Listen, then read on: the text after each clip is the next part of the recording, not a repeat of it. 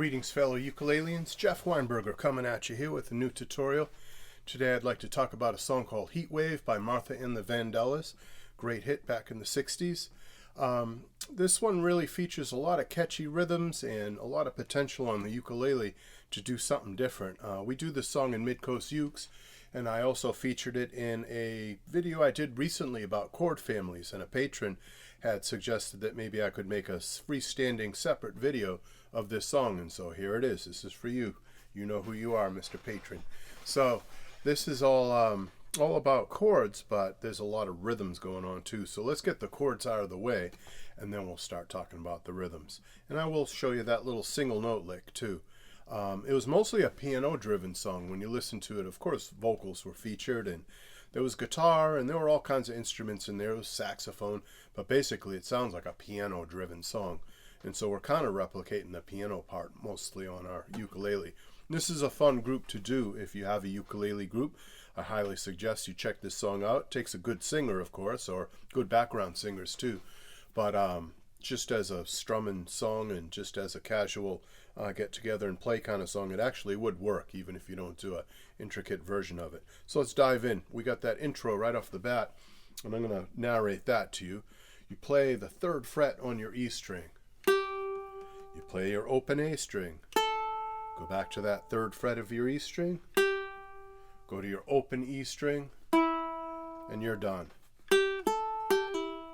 It's nice if you can articulate those notes a little bit, and that means don't just let them all ring into each other like this. That, for some purposes, would be okay, but in this song we need those notes to be kind of short, so you have to use shorter articulation. Here's how I do that.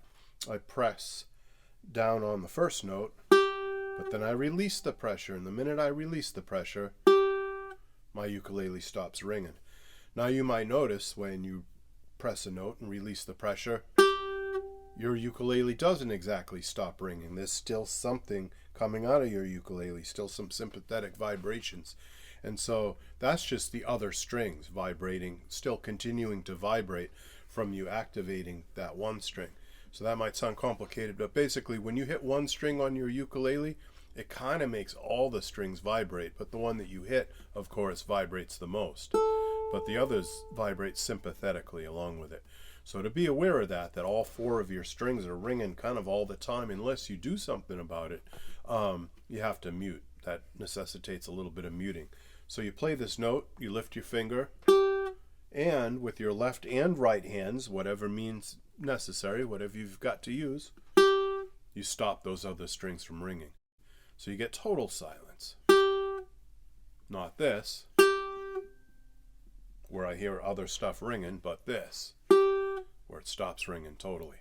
Alright, so I won't spend a lot of time on muting techniques today, but that's how I got that to sound clean and crisp, rather than with the notes all run together. And like I said, sometimes that's desirable. Sometimes you actually want the notes to run together, but in this case not. Alright, so we made it through that. First chord is D minor. I'll explain that strum in a minute. Then you got E minor. Then you have A minor for twice as long. Again, D minor, E minor, A minor twice as long. Back to D minor, E minor, now up to F, G, and that leads to the next part, which is a very piano-based vamp on a C chord and an F chord. Here's how to make your ukulele sound like that piano part. I employ a trick that I've explained in the past as the pinky C trick. You play C, but not with your 3rd finger as we usually do, but use your pinky. By using your pinky, that allows you to grab an F chord with your 1st and 2nd fingers while still hanging on to your C chord with your pinky. That gives you a different sounding F chord, but a really cool one that blends very nicely with the C chord. So C to F in this way sounds like this. Very gospely, very Motown, very cool. It's a great sound. If you didn't do that, you'd get this.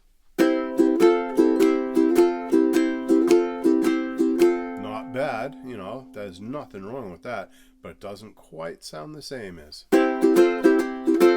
Also, it's not nearly as easy. This is like a lot easier physically to play. So I highly recommend you learn that chord trick. Even if you walk away not learning this song, not really caring about this song, and not remembering anything I said today, at least remember that pinky C trick. Getting that C to go into this F.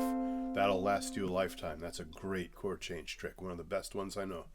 All right, so moving on. The song gets into the verse after that vamp. After you do...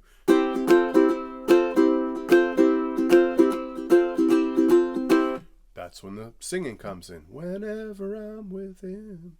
And that gets into C to F, and then D minor to E minor, A minor, all the stuff we hit in the intro. So the verse is they basically play the verse as the intro. So if you've learned that intro successfully, you know the verse. Let's talk about the chorus. It's like a heat wave burning my heart. Can't keep from crying, tearing me apart. So that part's just that C to F trick I was talking about earlier. Then you have to stop short on C. You have to play one last hit of C. You play it fairly loud, you accent it, and you make it really short. How do you do that? Oh, just cover the strings with your right hand. Easy. That stops them from ringing, gives you dead silence. So